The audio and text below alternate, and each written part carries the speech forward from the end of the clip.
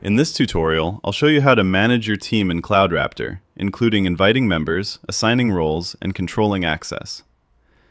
The team management feature allows you to securely collaborate by controlling who can access your servers, applications, and projects. To get started, go to the top right corner of your dashboard. Click on your profile icon, then select Team from the drop-down menu.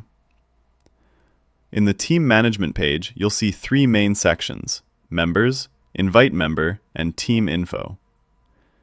In the Invite Member section, enter the user's email address, then choose a role based on the level of access you want to give.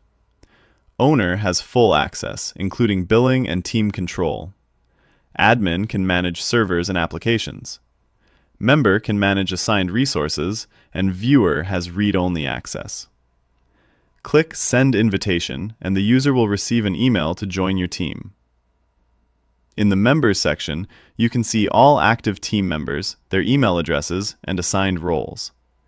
To change a user's role, click the Role drop-down next to their name and select a new role. The changes apply instantly. You can also control access at the project level. Click Project Access, select the projects the user can access, and save your changes. To remove a user, click the Remove icon next to their name and confirm. The user will immediately lose access. In the Team Info section, you can view your team name, your role, and the total number of servers and applications.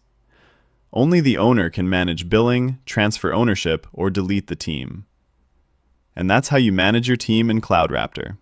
Proper role and access control help keep your infrastructure secure.